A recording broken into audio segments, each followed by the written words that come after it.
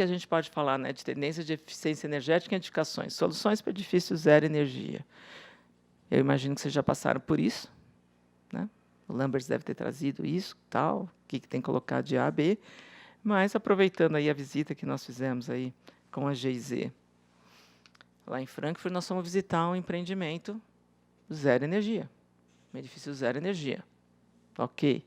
O que ele está dizendo aqui? O edifício tem várias soluções. Eu tenho tetos verdes, painéis fotovoltaicos, trocador de calor, esquadrias eficientes, ventilação, sombreamento, isolamento, automação. Para resfriamento, aquecimento, eu tenho carros compartilhados e tenho bicicletário. Gente, nada. Se eu falar assim, por que eu estou trazendo isso? É uma inovação? Não é, a gente já tem isso. Então, a boa notícia é que a gente já pode fazer isso. E acho que a gente não está tão distante. Né? Antes a gente tal, existia, mas lá, quando começou o processo, existia tal, um prédio assim. Hoje a gente vai visitar o que está acontecendo lá fora e a gente fala assim, eu já posso fazer, eu já conheço essa história de trocador de calor, eu já ouvi falar de teto verde, carro compartilhado. Não é mais nenhum bicho de 7 cabeças, então isso é bom. Já, né, a gente já está dominando isso. E, para ser sincera com vocês, a única coisa que eu encontrei que fosse diferente, ou que não tivesse ouvido falar aqui, é o sistema que eles têm de aproveitar o esgoto, tá, para ele fazer aquecimento de água. Isso realmente foi uma coisa, né? Você usa aqui a bacia, desce, vai lá pelo condutor. Isso aqui já é uma chapa metálica, super isolada. Você tem 2 tubinhos. Esses 2 tubinhos são de água. Aí, com o calor do esgoto, o que ele faz? Ele esquenta esses tubos e essa água entra para o sistema de aquecimento. Então, o sistema de aquecimento do prédio, ele junta várias soluções, não só essa, junta várias soluções. Né? Então, falar, o que a gente tem de novo? Aqui a gente já tem tudo. Né? Aqui talvez seja novo, mas é uma solução que eles precisam de qualquer grau que eles consigam, é importante para eles por conta do inverno. Consumo de energia no inverno, que talvez para a gente não fosse isso. Aí, se vocês forem lá atrás procurar no passado, eu ainda não fui assim a fundo, mas se a gente procurar no passado, com certeza, algum palácio, algum castelo, alguma cidade no palácio usava alguma coisa parecida com este conceito. A gente sabe que em lugares muito frios, as casas, né, os animais dormiam dentro da casa. Por quê? Para aquecer, criar um aquecimento naqueles ambientes muito frios. Mas isso aqui é tecnologia, transformar uma ideia em tecnologia. Então, o que é importante? É essa equação. Então, você vê painel fotovoltaico de pé, você questiona, mas o rendimento do painel não é o mesmo que ele na horizontal. Ok, não é, mas aí o arquiteto fala assim, não, eu tive que fazer isso para virar zero energia. Mas se eu puser na conta, não necessariamente eu precisaria ter isso, ou isso é a melhor solução. Então, o que a gente tem que fazer é pensar no conjunto e não nas soluções individualizadas. A questão do sombreamento, uma coisa muito legal que a gente viu, essa foto, não consegui tirar uma foto, mas do lado de lá, esse sombreamento, ele avança no terreno do vizinho. Olha que louco. O terreno do vizinho, acho que era um estacionamento, era uma área pública, ele permite, tá, que esse sombreamento vá para o terreno vizinho ou que use o recuo do próprio prédio.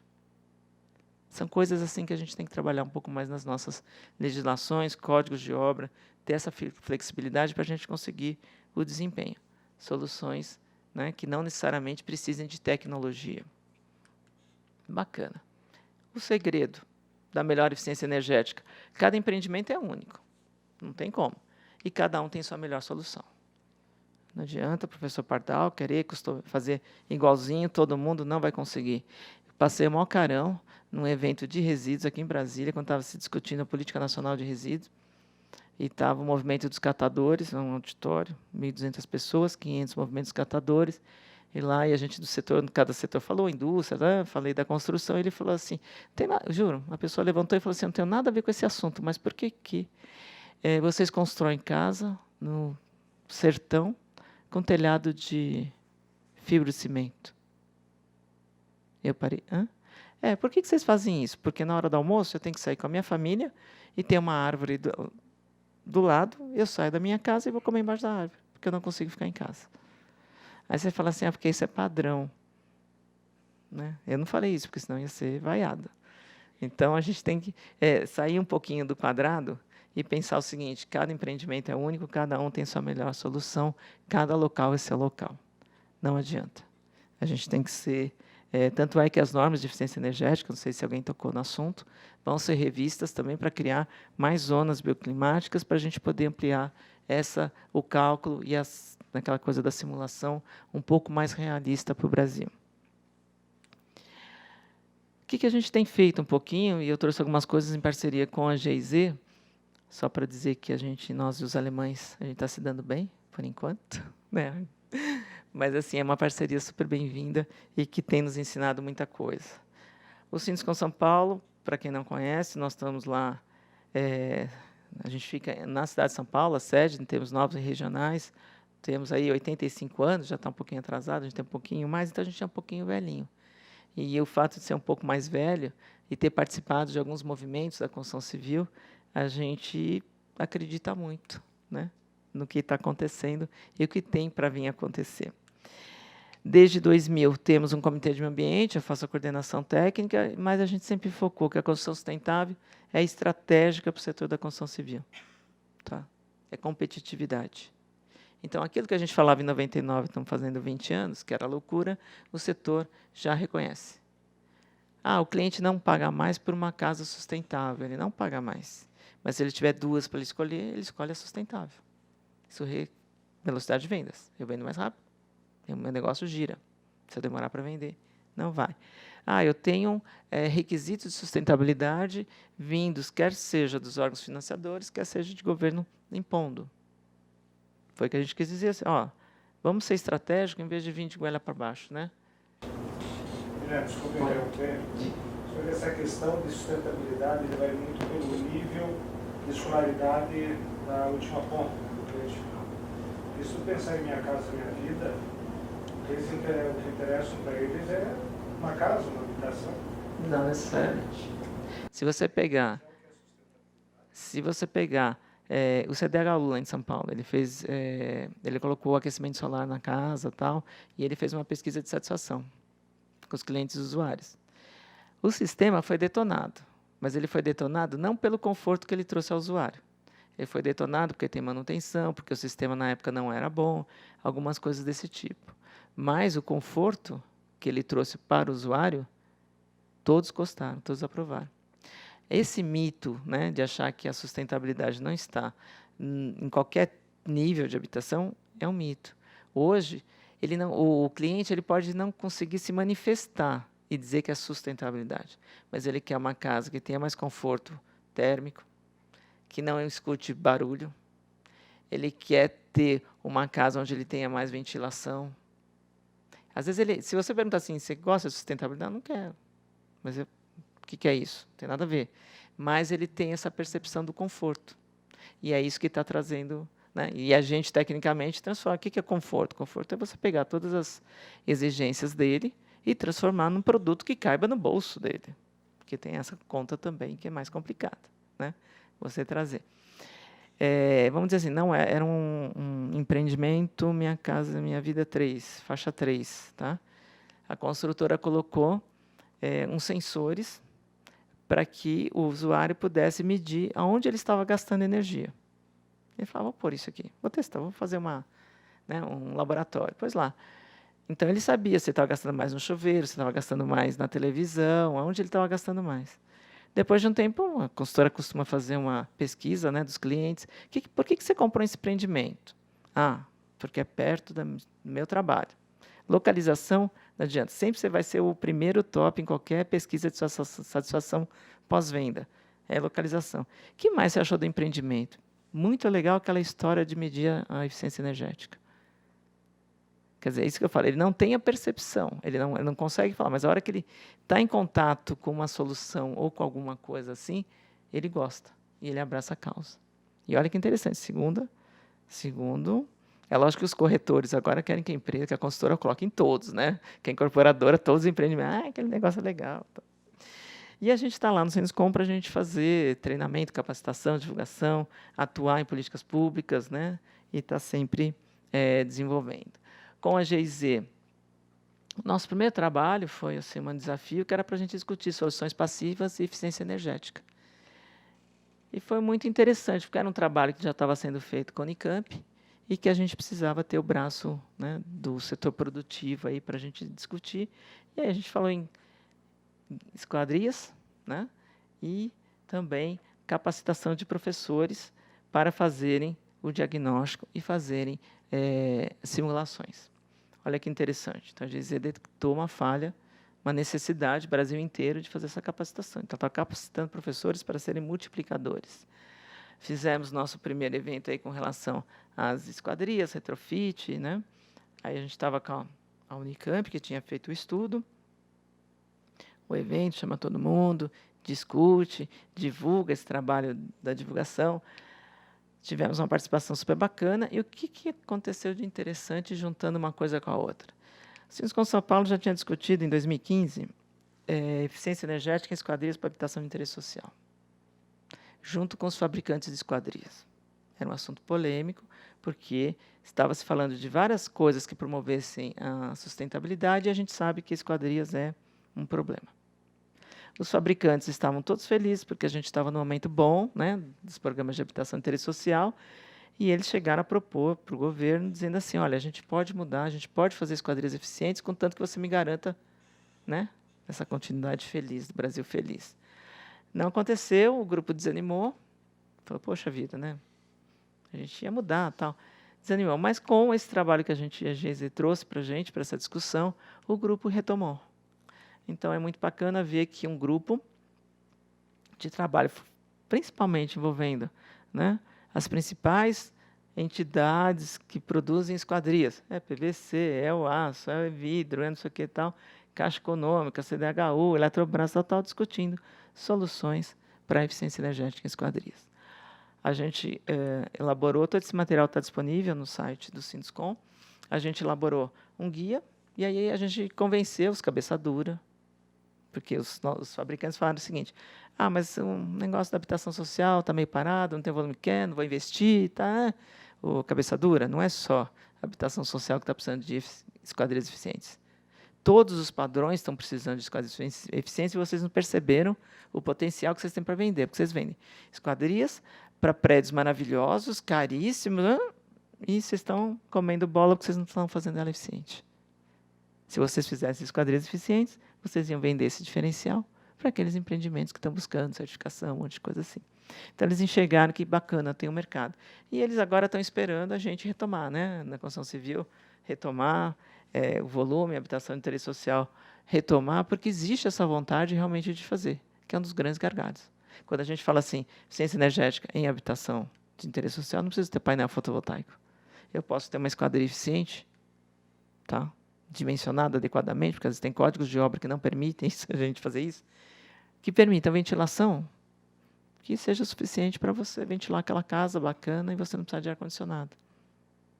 Então, a gente tem esse trabalho e trago esse trabalho aí para vocês e trago o grupo que também está super, quando vocês quiserem discutir, a gente traz os cabeça dura aqui, dos fabricantes, que eles são meio cabeça dura, mas a gente traz eles de volta porque eles estão querendo. Eles perceberam que é mercado, que é tendência, que eles vão ter que colocar no home center, na loja, eles vão ter que colocar produtos como esse, né?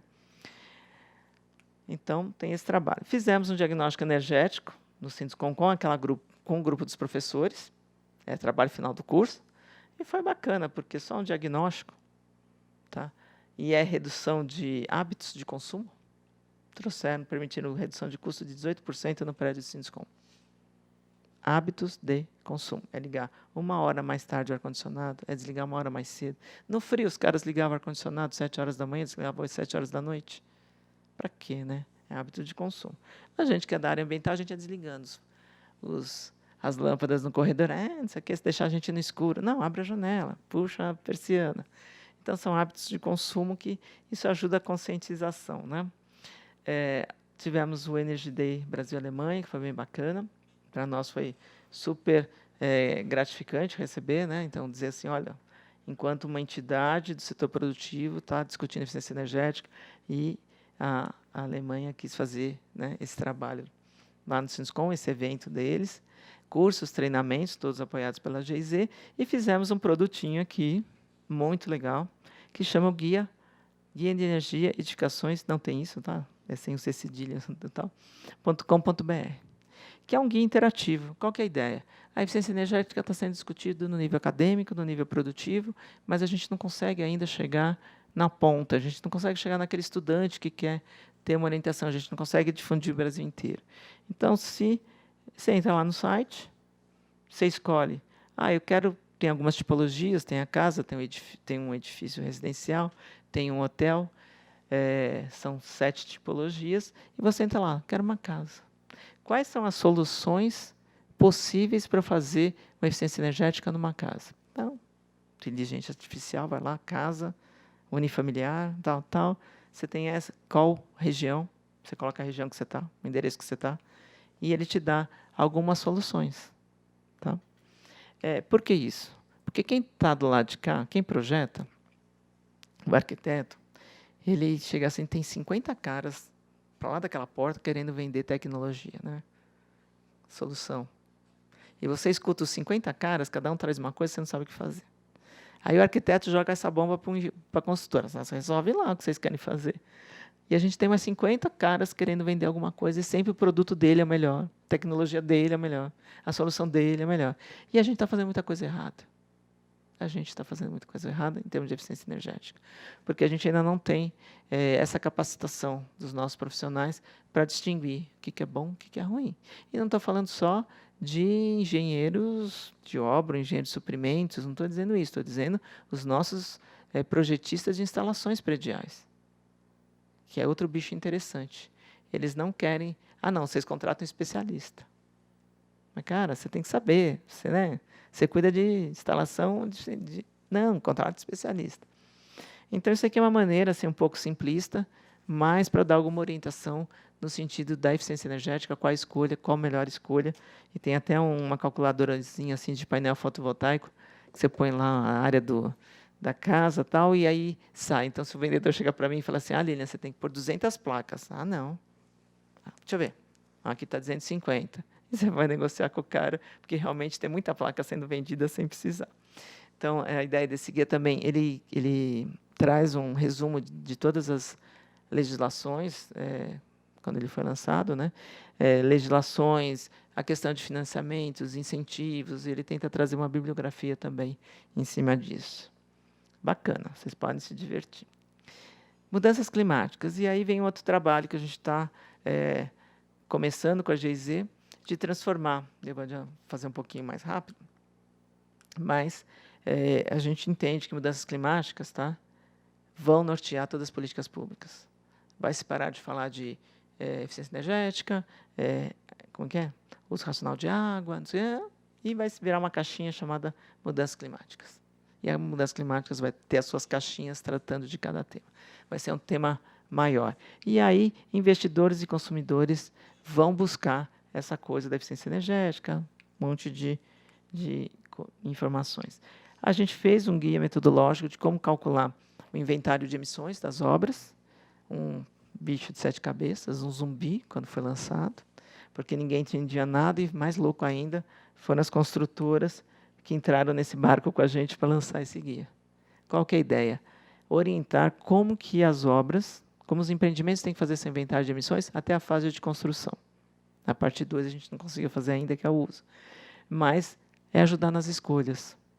Então, eu tenho lá uma planilha linda e maravilhosa, que a gente chegou depois de uma segunda etapa. A gente faz uma calculadora, tá? E a gente calcula lá consumo de energia, combustível, tal, e para quem entende do assunto, já é escopo 1, 2 ou 3, ou seja, o inventário completo, de como que a gente calcula quanto que a gente vai fazer esse inventário de emissões. Por que isso? Porque o setor também, olha que sacanagem, tinha empresa indo para o setor e falava assim, olha, eu sou verde, eu faço o cálculo das minhas emissões e eu tenho que compensar 2 árvores. Aí vem a outra e fala assim, eu sou verde, eu faço o cálculo de emissões e eu vou compensar 100 árvores. E tinha um cara do estande de vendas. O corretor, que ele falava assim, olha, aquele cara não é verde não, Se eu preciso compensar só 2 árvores, é porque eu sou mais sustentável do que o cara que está compensando 100. Né? É a leitura. Aí você fala, não, Jacaré, que o cara que fez o inventário só das 2 árvores fez um pedaço do inventário. E o cara que fez das 3, fez o inventário completo, que é o cara mais sustentável, mais consciente, ele está realmente fazendo a coisa certa. Então, as próprias empresas sugeriram, a gente abraçou a causa de fazer esse modelo de inventário, que a gente já transformou ele numa planilha Excel, e o nosso propósito agora, em 2020, é a gente trazer essa ferramenta com o cálculo de energia, formato web, igual a gente tem o nosso guia, acesso para todos, de uma forma simples. Hoje ela está numa planilha Excel exclusiva para as empresas que participaram desse trabalho, mas é isso, a gente sempre teve a vontade, as empresas querem isso, é divulgar isso pelo Brasil inteiro, transformar numa calculadora simples, dividido por obra, numa linguagem que as obras entendam, então é fundação, estrutura, revestimento, acabamento, tá? Quais são os principais materiais que emite ou não, e fazer essa roda girar de cobrar aos nossos fornecedores também os seus fatores de emissão. E a gente começar a criar um círculo virtuoso nisso. A ideia é que a gente quer, em 2020, a gente consiga fazer esse trabalho junto com a GIZ, transformar essa ferramenta num aplicativo, hoje é a era dos apps, né? Um aplicativo, e que a gente possa realmente ter essas informações. E a ideia é que isso seja junto com não só emissões, mas a gente fazer o cálculo da energia. É lógico que quando você calcula em emissões, você está calculando energia, mas deixar um cantinho destacado para a energia. E criar indicadores, que o setor não tem isso. Com a Eletrobras, nós estamos finalizando, né, a assinatura de um plano de ação para a elaboração de normas técnicas de eficiência energética em edificações. Mais do que a gente ter um programa Procel, a Eletrobras está incentivando o setor a transformar, tá, vamos dizer assim, as diretrizes do programa Procel em normas técnicas. Qual que é a ideia? A gente perenizar esse assunto de eficiência energética. Não só a simulação, que a gente pegaria, né, vamos dizer assim, a simulação entraria para cá, para as normas, mas também um conceito de eficiência energética, porque senão cada um vai pôr uma coisa. Não querendo ser inimiga dos meus inimigos, dos meus amigos, mas você pega uma AB Solar que defende fotovoltaico, está definindo eficiência energética em edificações como fotovoltaico.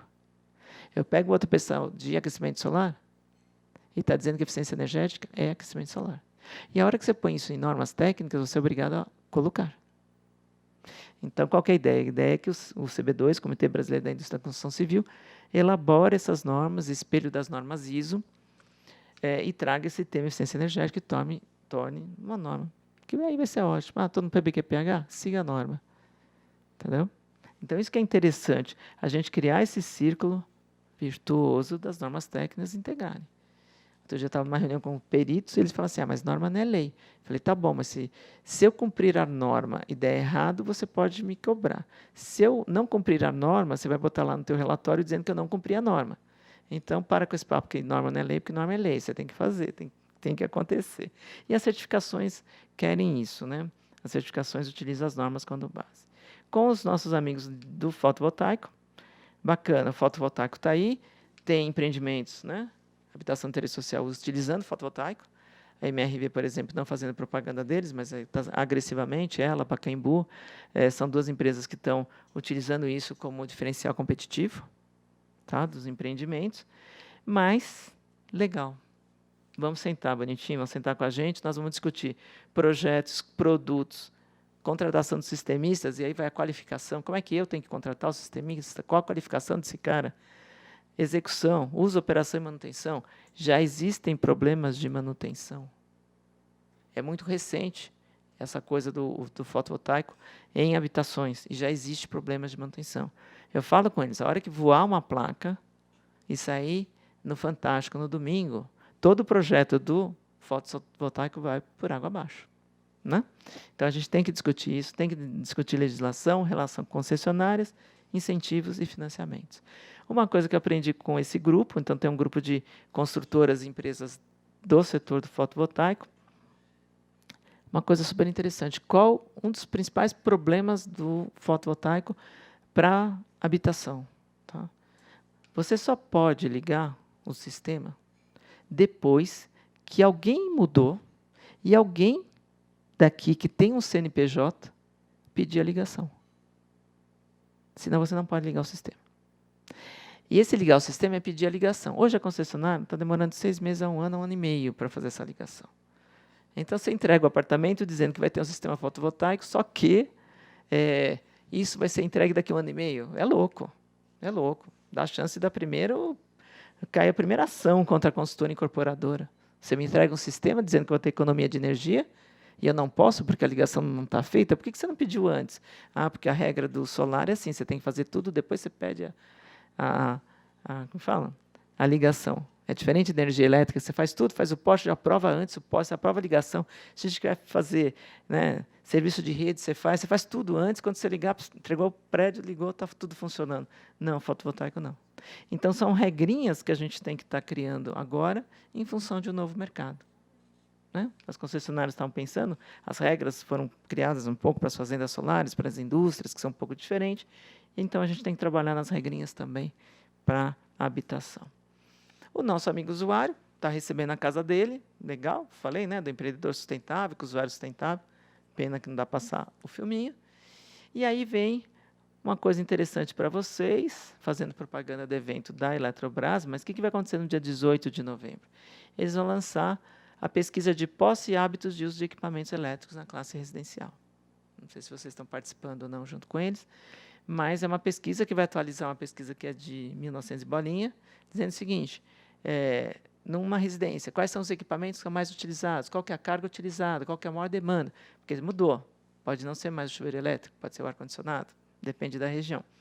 Então, a Eletrobras fez essa nova pesquisa para nos dar dados de como que a gente tem que direcionar, né, essa questão da eficiência energética. Com relação ao usuário, deixa eu ver, tenho mais 5 minutinhos.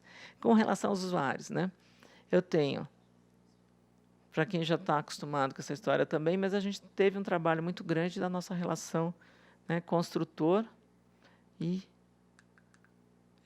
usuário. E essa grande, vamos dizer, um outro marco que fez acontecer, essa coisa do termo de garantias. Antes, né, não se dava nada para o cliente e o cliente não pedia nada. Aí depois o cliente começou a pedir os 5 anos, indistintamente, por causa do Código do Consumidor, e a construtora dizia o seguinte, poxa, apartamento é que nem carro. A garantia do pneu é diferente do vidro, que é diferente do motor, que é diferente de não sei o quê. Só que a gente falava e não escrevia. Então, houve um movimento da gente começar a escrever e criar um termo de garantias que vocês conhecem aí e trabalham com esse termo também. Começamos a falar também do programa de manutenção preventiva, porque sem isso não se faz, né? O empreendimento não acontece. E isso fez com que a gente começasse a melhorar o relacionamento, não só com o cliente, mas também com o fortalecimento para a discussão desse tema, junto, inclusive, com os nossos setor judiciário, para entender o que é isso, o que não é. Da mesma forma como a gente quer trazer eficiência energética para normas técnicas, a gente trouxe os manuais para as normas técnicas. Fortalecimento. Então, a gente tem a norma de como elaborar um manual, como fazer a manutenção. A norma de desempenho deu um gás bacana nisso, a norma de reforma, né? Então, é um desencadear de regulamentações que você tem que cumprir para garantir que o teu empreendimento fique bom. Esse manual que está disponível no site. Tá bom. Obrigado. Então, a gente tem os manuais, por exemplo, o que aconteceu? Uma coisa que nasceu em São Paulo, porque nós somos cabeçudo lá em São Paulo, né? Virou uma coisa nacional e que as entidades do setor estão trabalhando para quê? Realmente terem os guias, os manuais de entrega de obra, terem as informações que o cliente precisa, né? O consultor, o incorporador, ele tem que escrever o manual, tá? Tem que entregar o programa de manutenção. Então, eu tenho sistemas novos, eu tenho que chegar para vocês e pedir como é que é o sistema, descrição do sistema, manutenção, eu tenho que informar isso ao meu usuário, né? Eu tenho que utilizar, né? Como é que eu faço isso na incorporação e na venda, com os fornecedores, na entrega, no pós-entrega, como é que eu utilizo toda essa questão? A norma de desempenho veio e reforçar que a gente precisa fazer isso. E por que eu trouxe essa questão do manual, da norma de desempenho, dizendo de garantias, dizendo dessa questão da manutenção? Porque a gente entrega um empreendimento. e a gente entrega o empreendimento, e a gente tem várias etapas para entregar o empreendimento, e a gente tem um problema sério agora, que é a tecnologia embarcada nos empreendimentos. E a gente precisa aprender a passar isso para o nosso usuário. Ah, bacana, o cara viu lá na parede como que ele media lá o consumo de energia dele, mas ele precisa entender como que ele mede naquele aparelhinho. Então, se você pegar um empreendimento high-tech, outro dia eu estava escutando uma palestra da Irimar, que é do SESC, ela faz a gestão do SESC, automação, sistemas de gestão, do pós, um monte de coisas super legal, né? Tudo high-tech, não sei o quê. Ela falou assim, sabe qual é o problema que a gente detectou? Qual, Irimar? A gente está vulnerável a ataques cibernéticos. Falei, não estou entendendo. Vocês pararam para pensar o quanto de tecnologia embarcada nós estamos colocando nos nossos empreendimentos? Seja ele qualquer, o nível que for. Tá? Automatização. E, se vier um hacker, simplesmente separa tudo. Eu estava dando o exemplo do Sesc Paulista. Vem um hacker lá de brincadeira, entra lá no nosso sistema, mexe lá no sistema automatizado do elevador, acabou. Acabou, não funciona o Sesc. Mexe no sistema automatizado de bombas, acabou. Mexe no sistema automatizado de uso de água de chuva, acabou. Então, olha que interessante, como que a gente tem que evoluir também no tratamento dessas novas informações. A gente tem novas tecnologias, não são como...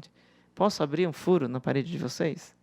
Não, espera aí, você pode abrir contanto que seja assim, assim, você tem que recuperar desse jeito, você não vai poder fazer uma reforma desse jeito. Então, a gente tem que pensar um pouquinho no futuro e o que está acontecendo no futuro, e o futuro é muito rápido. Na época que eu fazia obra, o máximo de você deixar no apartamento, juro por Deus, o normal era fazer a instalação elétrica. Então, se era um apartamento, faixa 1, você põe interruptor e uma tomada. Se era altíssimo padrão, você põe interruptor aqui, interruptor do lado da cama e várias tomadas. Gente, depois dessa evolução, inovação, veio que a gente também tinha que deixar uma tubulação para som, porque o pessoal queria colocar som. Legal.